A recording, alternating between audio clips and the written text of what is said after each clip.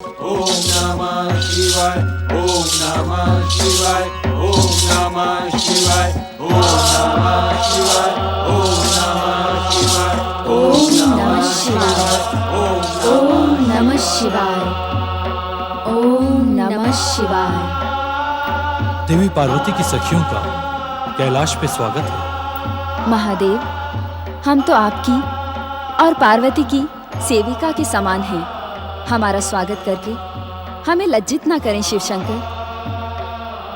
कैलाशपति, हमारा मन अपनी प्रिय सखी पार्वती से मिलने के लिए व्यग्र हुआ, तो हम आपकी आज्ञा लिए बिना यहाँ चली आई।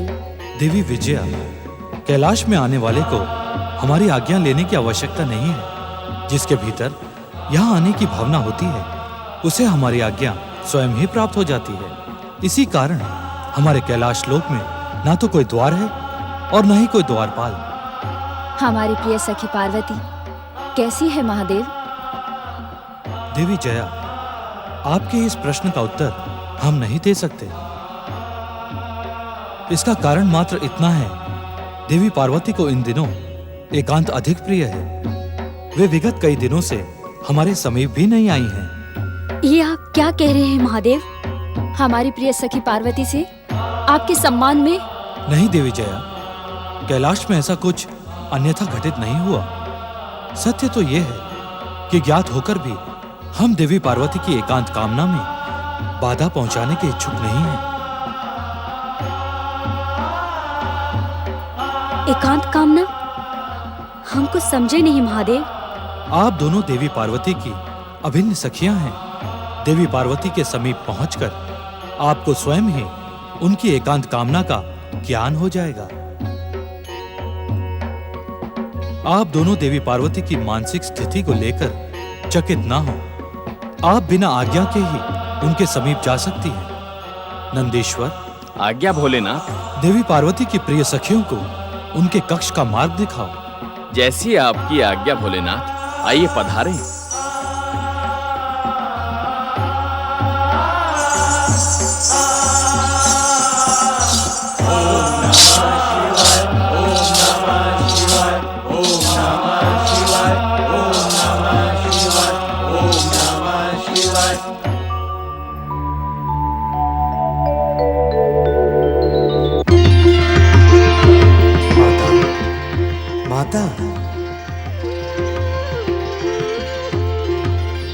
माता, मुझे भली भांति ज्ञात है कि आप मुझे पुत्र रूप में पाने में हो रहे विलंब के कारण क्षुब्ध हैं। श्री महागणेश, आप तो हर मन का रहस्य जानते हैं। आपको पाने की व्यग्रता में अब मैं क्षुब्ध ही नहीं, व्यग्र और उद्विग्न भी हो गई हूँ।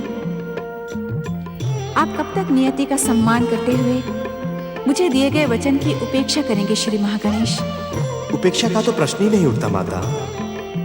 सत्य तो यह है कि इस समय हम आपके पुत्र रूप में अवतार धारण करने की परिस्थितियों को ही उत्पन्न कर रहे हैं। अर्थात?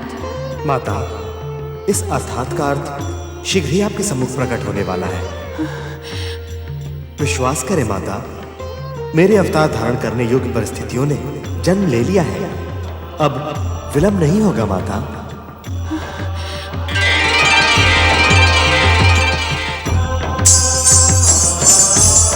प्रणाम माता पार्वती।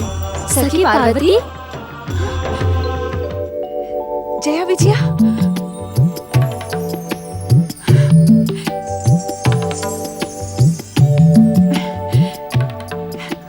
जया विजया, तुम दोनों कैलाश में? तुम तो विवाह के पश्चात शिव शंभू के रंग में ऐसी रंगी कि हमारा ध्यान ही नहीं रहा। परमदेव श्री महागणेश की कृपा से तुमने हमें पहचान तो लिया, हम धन्य हुए। व्यंग के ऐसे कठोर शब्द कहने वाली तुम दोनों, पहले मुझे ये बताओ, इतने समय तक तुम्हें मेरा स्मरण भी नहीं आया? कितनी निष्ठुर हो तुम दोनों। निष्ठुर हम भी हैं और तुम भी। ओम नमः शिवाय, ओम नमः शिवाय, ओम नमः शिवाय, ओम नमः शिवाय। नंदीश्वर, अपनी सखियों को देखकर देवी पार्वती प्रसन्न हुई अथवा नहीं, माता अति प्रसन्न हुई। प्रसन्नता से भाव विभोर होकर अपनी सखियों के गले लग गईं। उनको प्रसन्न देखकर भोलेनाथ मैं भी बहुत प्रसन्न हुआ। किंतु इस समय तुम प्रसन्न नहीं, उदास दिखाई पड़ रहे हो नंदी। क्या तुम्हारी प्रसन्नता केवल पार्वती के कक्ष तक ही सीमित थी? क्या तुम अपनी प्रसन्नता हमारे व शिवगणों के साथ बांटने के इच्छुक नहीं हो? प्रभु, मेरी उदासी का कारण कुछ और है। क्या हम उसे ज्ञात नहीं कर सकते? आपसे किसके मन का रहस्य छुपा है भोलेनाथ? सत्य तो ये है कि मुझे चिंता इस बात की हो रही है कि माता पार्वती इन दिनों उदास रहती हैं और आपसे भी दूर रहती हैं। न जाने किस विचार में खोई रहती हैं। भोलेनाथ, कुछ ऐसा उपाय करें कि माता पहले के समान सदा प्रसन्न रहें। आप मेरे निवेदन पर मौन क्यों हो गए स्वामी? नंदी महाराज, देवी पार्वती को प्रसन्न करना हमारे लिए अत्यंत कठिन है। उनके प्रसन्न होने तक अनेक नई परिस्थितियां उत्पन्न हो सकती हैं। जिस विश्वनाथ की कृपा से ये संसार चलायमान हो, उसके लिए क्या कठिन हो सकता है स्वामी? तुम सबकी प्रसन्नता के लिए देवी पार्वती को संतुष्ट करने का हम प्रयास अवश्य करेंगे। कैलाशपति भगवान शिव शंकर की जय! कैलाशपति भगवान शिव शंकर की जय! सत्य कहो पार्वती, हमने तुम्हारी एकांत कामना में कोई बाधा तो नहीं पहुंचाई?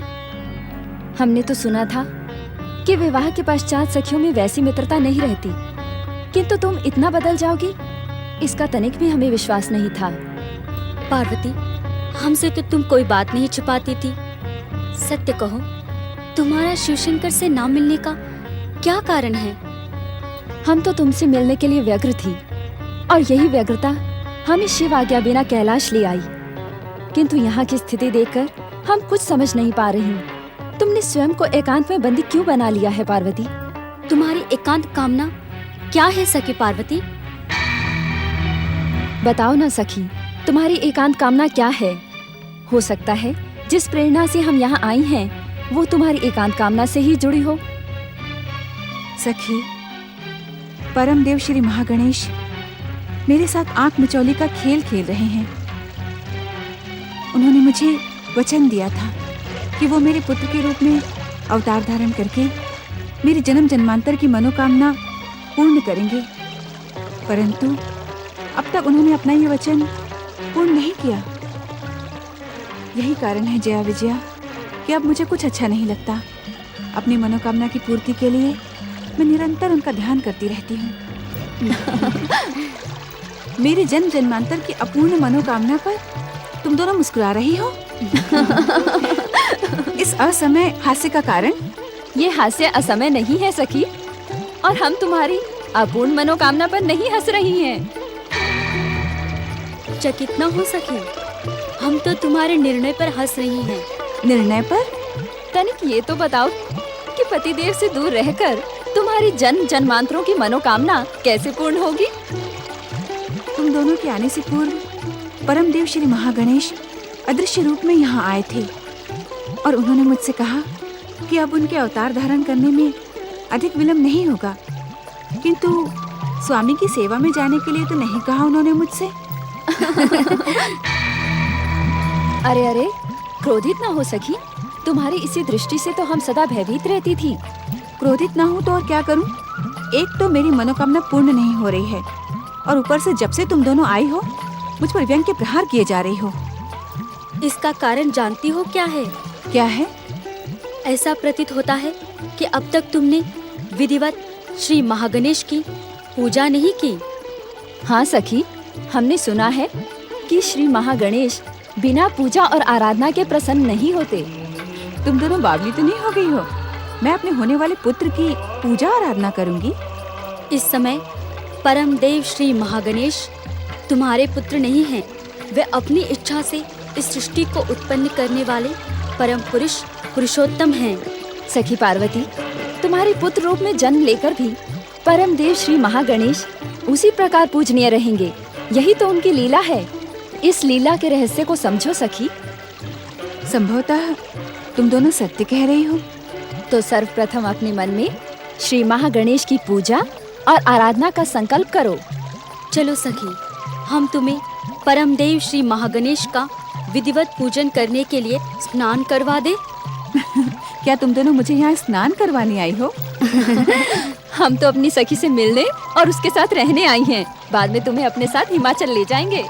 तुम्हारी जन्म जन्मांतरों की मनोकामना पूर्ण करने में सहयोग देना हमारा सौभाग्य और परम कर्तव्य है।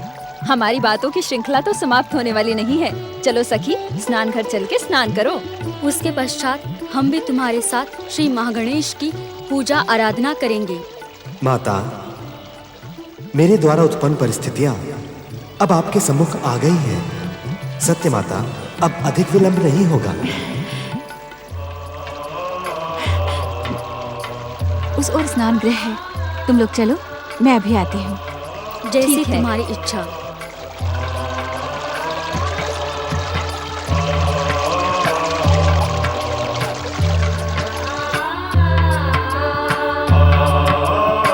नंदी, नंदीश्वर, नंदी महाराज। आया माता। प्रणाम। देखो नंदी, हम स्नान करने जा रहे हैं। तुम यहीं द्वार पे रहना और किसी को भीतर नहीं आने देना। हमारे होते कौन भीतर आने का दुस्साहस करेगा?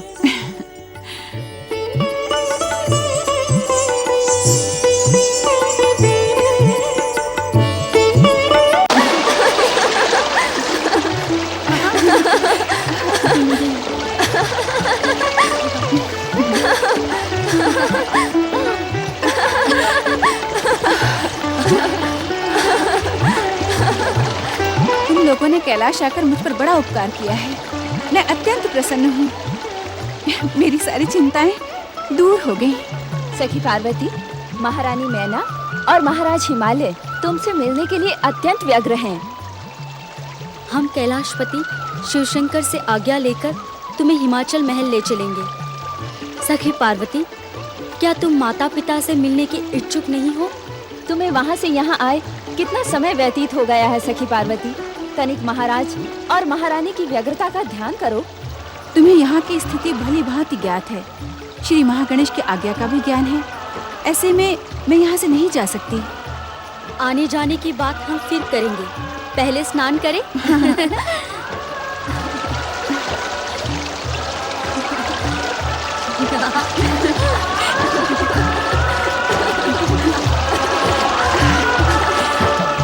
सत्य सखी पार्वती, कैलाश का वातावरण स्वप्न और कल्पना से भी अधिक सुंदर है।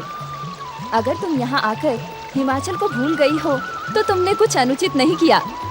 कैलाश से जाने का तो मन ही नहीं करता। हाँ पार्वती, कितना एकांत है यहाँ। यहाँ के कण कण में देवत्व की अनुभूति होती है। इस शांति का रहस्य क्या है पार्वती? द्वार पर नंदी खड़ा है, वही इस शांति का रहस्य है। और उसकी उपस्थिति में कोई भीतर प्रवेश नहीं कर सकता।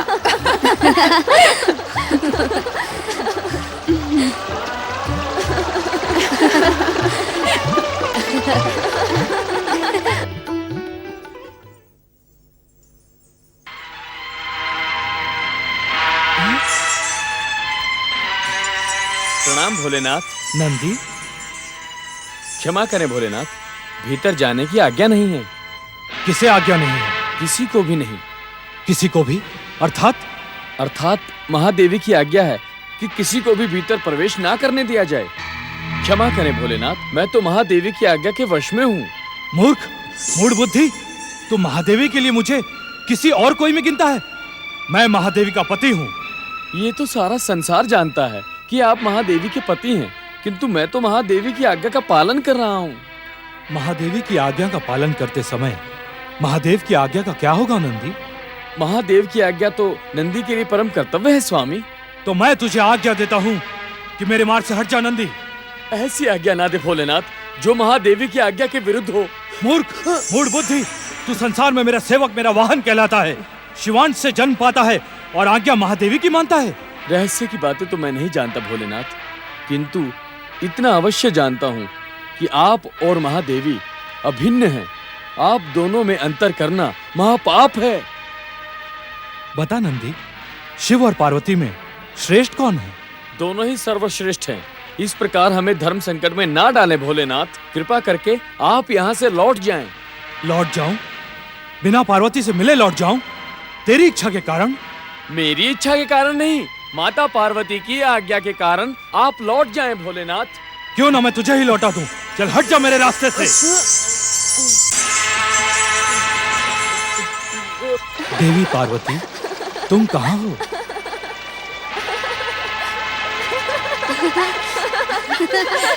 देवी पार्वती,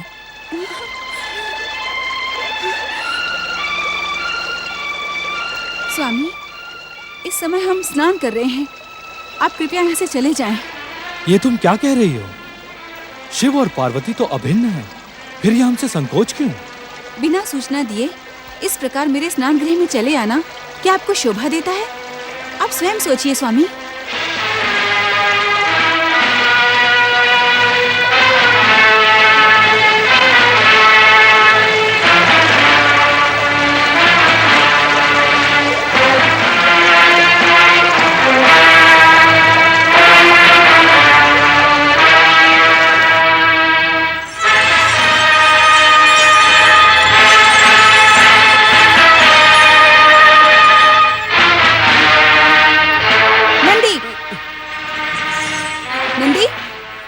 मैंने तुमसे क्या कहा था कि जब तक मैं स्नान गृह में रहूं कोई भीतर प्रवेश न करे।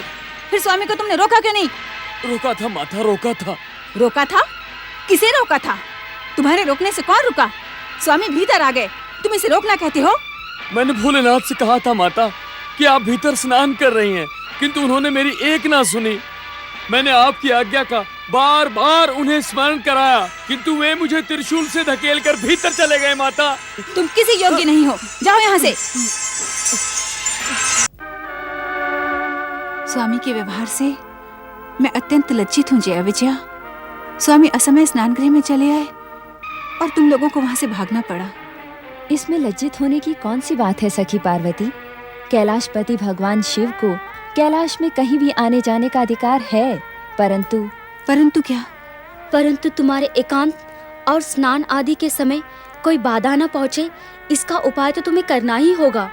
कैसा उपाय? साधारण सी बात है, तुम अपने स्नान घर के द्वार पर अपना एक प्रहरी नियुक्त कर दो। प्रहरी? प्रहरी तो था, नंदी मेरी आज्ञा से द्वार पर ही खड़ा था। नंदी तो शिव जी के गण हैं, गणों में अध्यक्ष हैं वो तुम्हारी आज्ञा क्यों मानेंगे? शिव जी के सामने उनका नतमस्तक हो जाना उचित है सखी पार्वती। सत्य है, शिवगण महादेव के सेवक हैं, वे तुम्हारा आदेश नहीं मानेंगे। तो मैं क्या करूं? इसका निर्णय तो तुम्हें ही करना है, क्योंकि ये तुम्हारा व्यक्तिगत विषय है। मेरा परामर्श मानो तो कुछ दिनों के लिए हिमाचल चलकर रहो। नहीं जया, बार बार मुझसे एक ही बात न कहलवाओ। इस समय मैं कैलाश छोड़कर कहीं नहीं जा सकती। पिताश्री और माताश्री की व्यग्रता का ध्यान है मुझे, किंतु मैं विवश हूँ। यदि तुम अपनी विवशता के कारण हिमाचल महल आने की इच्छुक नहीं हो तो हमें आज्ञा दो। हाँ।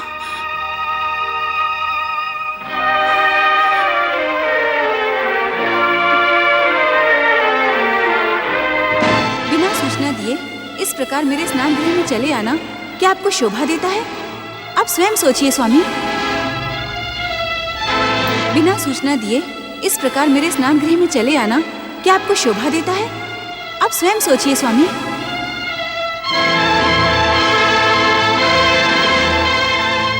बिना सूचना दिए इस प्रकार मेरे स्नान गृह में चले आना क्या आपको शोभा देता है? आप स्वयं सोचिए स्वामी।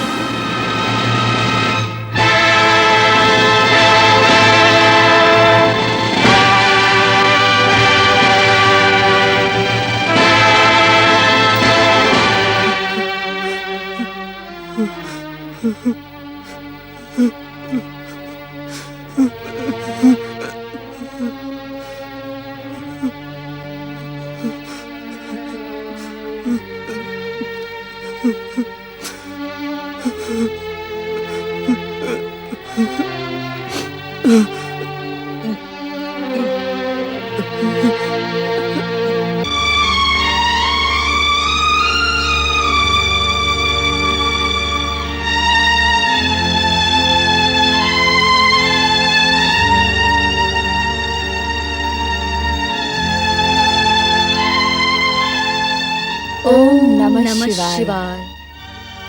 जया विजया, तुम दोनों तो अपने प्राणों से प्रिय सखी पार्वती को हिमालय राजमहल ले जाने के लिए आई थी ना? सखी पार्वती हिमाचल जाने की इच्छुक नहीं है। क्यों? किसने रोका है उन्हें? शिवशंकर, यदि आप हमारी प्रिय सखी पार्वती के व्यवहार से रुष्ट हो गए हैं, तो हम उनकी ओर से क्षमा याचना करते हैं। भोलेनाथ, हमारी प्रार्थना मानकर आप पार्वती पर रुष्ट ना हो। वो पहले ही उदास और निराश हैं। देवी पार्वती की उदासी और निराशा का कारण कहीं हम तो नहीं? नहीं नहीं महादेव, आपको पति रूप में पाने के लिए पार्वती ने कठोर तपस्या की थी। आपको पाकर तो वो धन्य हो गई हैं। आप उनकी उदासी और निराशा का कारण कैसे हो सकते हैं? आजकल देवी पार्वती अकारण ही उदास और निराश रहती हैं। हम उन्हें प्रसन्न करने का प्रयास करते हैं, किंतु आप तो अंतर्यामी हैं, हर मन की बात जानते हैं। पार्वती जी की उदासी और निराशा का कारण आपसे अज्ञात नहीं होगा। शिवशंकर, हमारी आपसे यही प्रार्थना है। हमें आपकी प्रार्थना का ज्ञान है देवियों। हम अपनी ओर से देवी पार्वती को प्रसन्न करने का प्रयास अवश्य करेंगे। आपका आश्वासन पाकर हम धन्य हुए शिवशंकर। अब हमें आज्ञा दें। अगली बार जब हम कैलाश आएंगी तो पार्वती को अपने साथ अवश्य लेकर जाएंगी। ओम नमः शिवाय।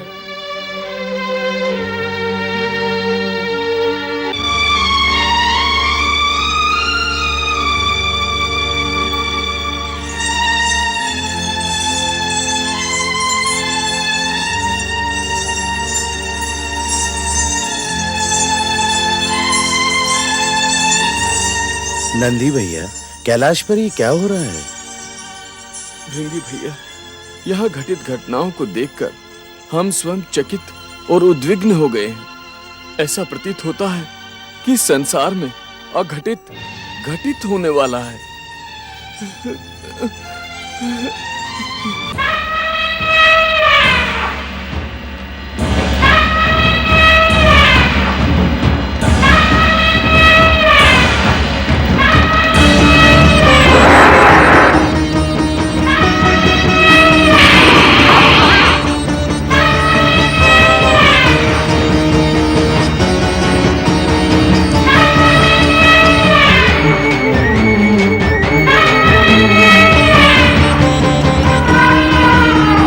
देवराज इंद्र के वाहन ऐरावत को क्या हो गया है?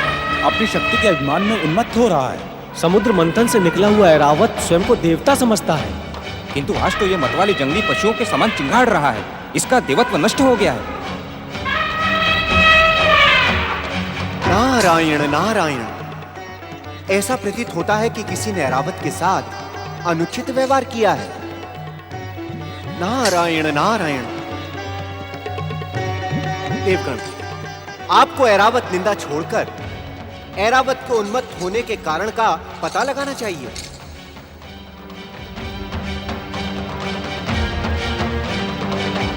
प्रणाम देवर्षि नारद। तुम्हारा कल्याण हो ऐरावत। देवर्षि, क्या आप भी इनकी भांति ये समझ रहे हैं कि मैं उन्मत्त हो गया हूँ? नहीं नहीं ऐरावत, बिल्कुल नहीं। यदि तुम उन्मत्त होते तो इस प्रकार मुझे प्रणाम नहीं करते। हाँ, तुम्हारा ये व्यवहार भी शोभनीय नहीं है। नारायण नारायण। सत्य है देवर्षि, किंतु मैं अपना क्षोभ व्यक्त कर रहा हूँ। नारायण नारायण। शोभ? कैसा शोभ? आपको तो ज्ञात ही है देवर्षि कि मैं समुद्र मंथन से उत्पन्न होकर अपनी इच्छा से स्वर्ग में निवास करने आया था, किंतु यहाँ का भोग विलास देखकर मेरा मन सदा दुखी रहता है। नारायण नारायण। देवर्षि, आज देवराज इंद्र ने ही नहीं, देवी शची ने भी जंगली पशु कहकर मेरा भयानक अपमान किया है। नारायण नारायण।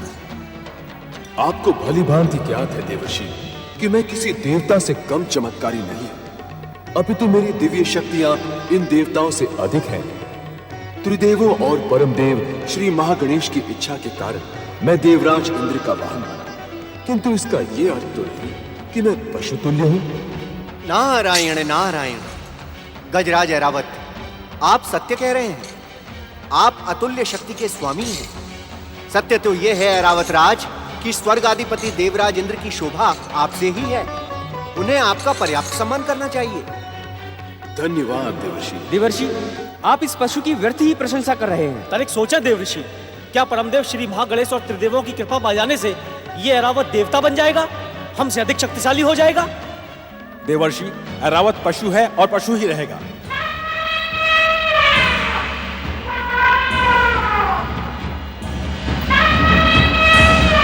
किंतु ये हमारी ओर क्यों आ रहा है? निश्चित ही ये हम पर आक्रमण करने आ रहा है। हमें अपनी दिव्य शक्तियों का प्रयोग करना चाहिए। आपका परामर्श उचित है।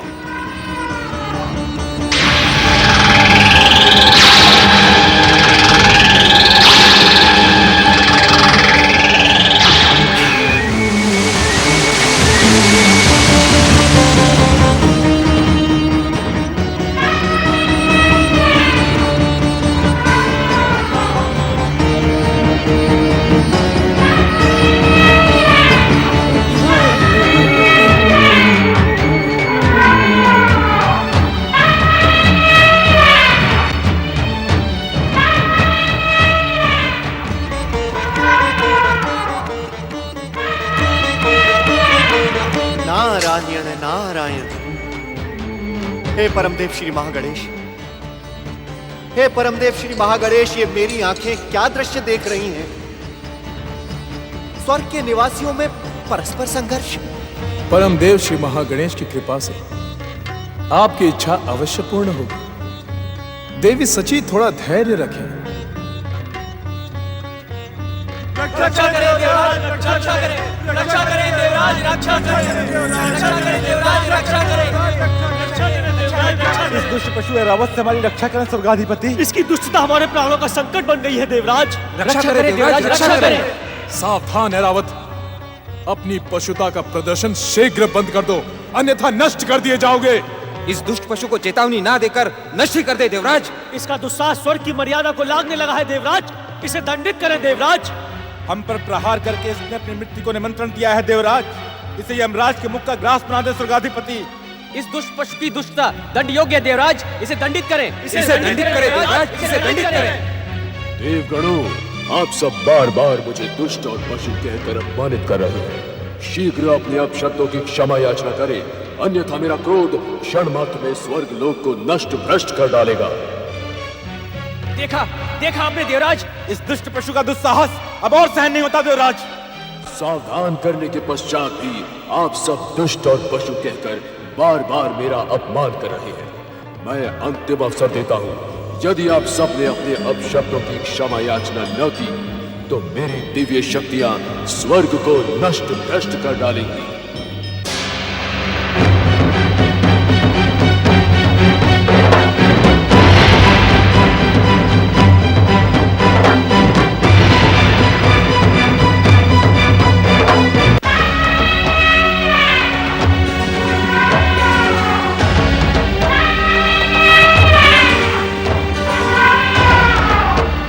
आदेश के पश्चात भी तुमने अपने पशुता का प्रदर्शन बंद नहीं किया ऐरावत। मेरे बार बार कहने पर भी आप सब मेरा अपमान कर रहे हैं।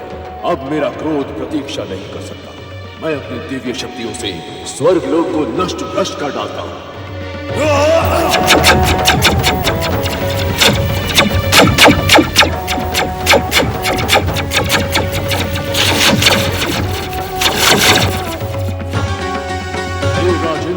मेरी दिव्य शक्तियों के सन्मुख आपका गदा तो क्या वज्र भी नतमस्तक हो जाएगा। सावधान सावधान।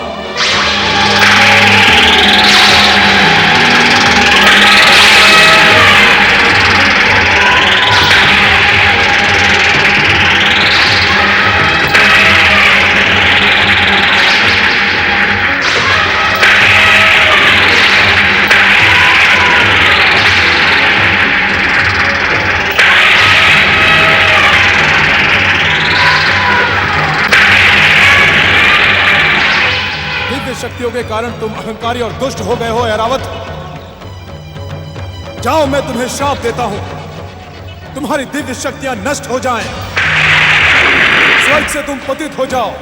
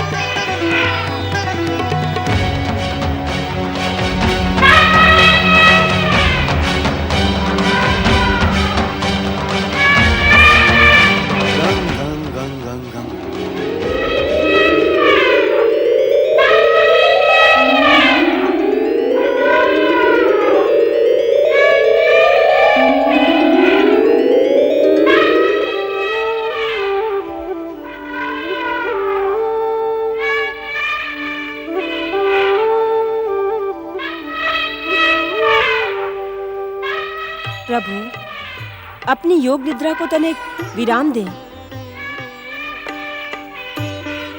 प्रभु, स्वर से तो ये किसी हाथी की चिंगाड़ लगती है।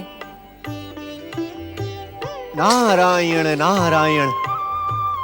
ओम नमो भगवते वासुदेवाय नमः। प्रणाम माता लक्ष्मी। अनर्थ हो गया श्रीहरि, अनर्थ हो गया।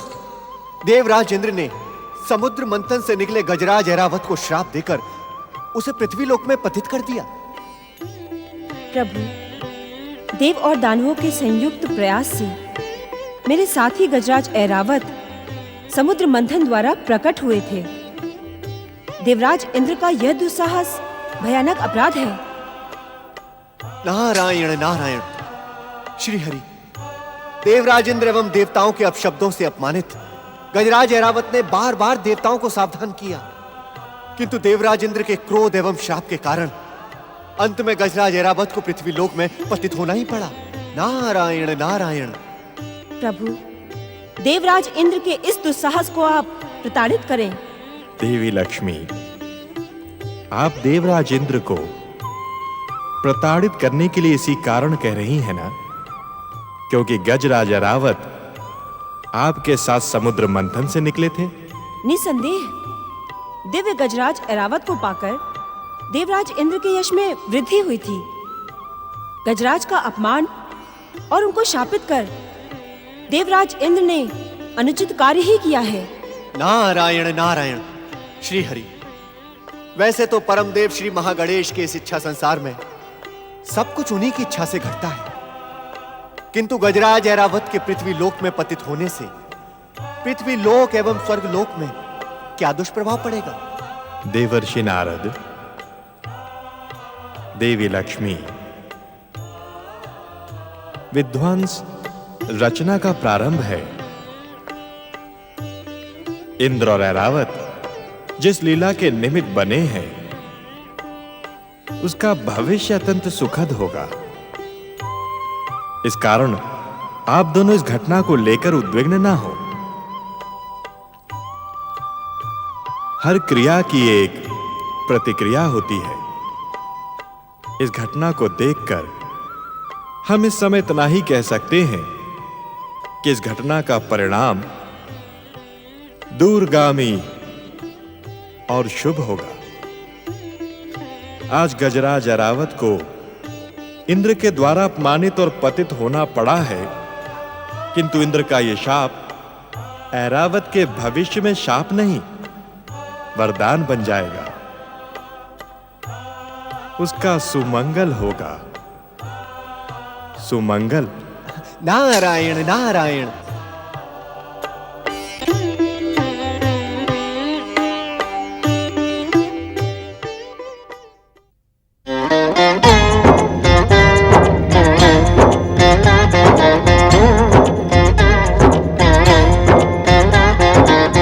अर्थ समर्थ ये इनसे जीवन, यही है करता यही है कारण।